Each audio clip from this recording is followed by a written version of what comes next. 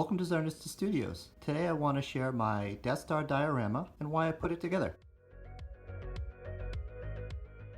When I was a kid, what I really wanted was a complete set of Kenner 3 3/4 Star Wars action figures, basically the ones you see here. This photo was provided courtesy from Dave over at Toy Polloi. Thank you. Make sure you check out his website in the link below. As you see them here on a white background, beautifully displayed, is exactly what I was looking for. However, over the last 5 to 10 years, the cost on these have really gone through the roof. They're just not affordable. And one of the most important things about a retro collection is that yellow lightsaber. Down below I'm going to share a link to Retroblasting's wonderful story of the history of the yellow lightsaber. I made the decision to go with the Black Series 6-inch figures. They're beautifully done, they're really detailed, and they present nicely. The challenge I had was in finding a way to display them. I was originally going to put them on a floating shelf, but they're a little too detailed and can look kind of like clutter if not displayed well. I went online to see what others were doing and came across the 2017 San Diego Comic-Con posted by Inside the Magic. This was exactly what I was looking for, and this is what I used as inspiration.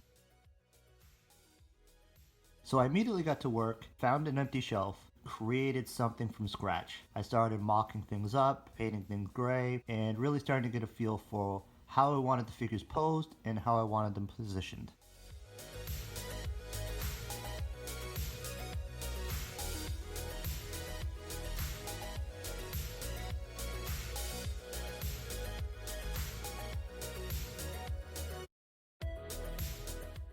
But something still felt a little off. R2D2 was just way too small, so I went back online to see if I could find a better option.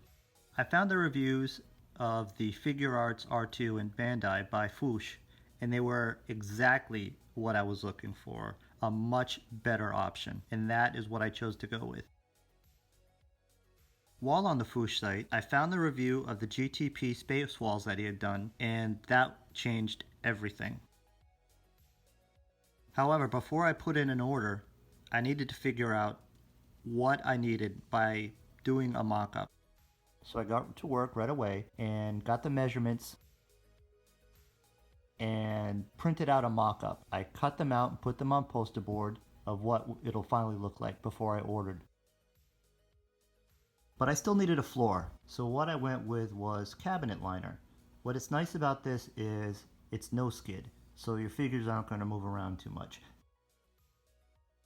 This is what the first mock-up looked like. As you can see, the figures really start to come alive and help show off how detailed they are.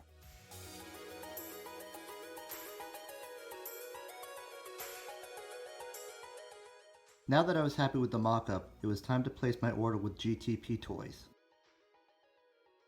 I ordered one set of the starter, which was 9 pieces, one set of 2 columns, and 2 sets of the blast doors. And finally, this is what the whole thing looks like all put together. It really looks great, doesn't it? It's exactly what I wanted. Putting these particular figures into an environment really sets them off. It almost looks like a museum piece or an art installation.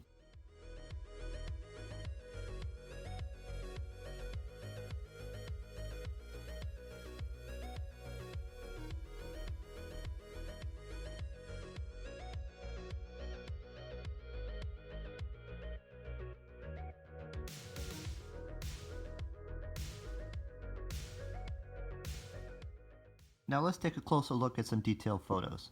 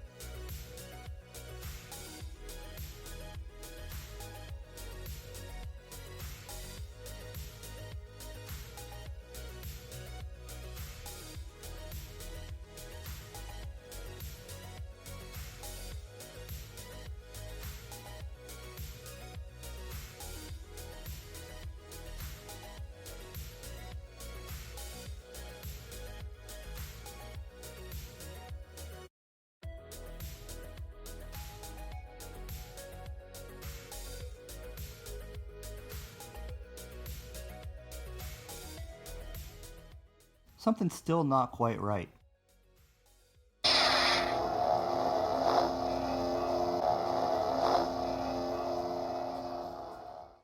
To me, that looks way better and has that fun vintage retro vibe I was after.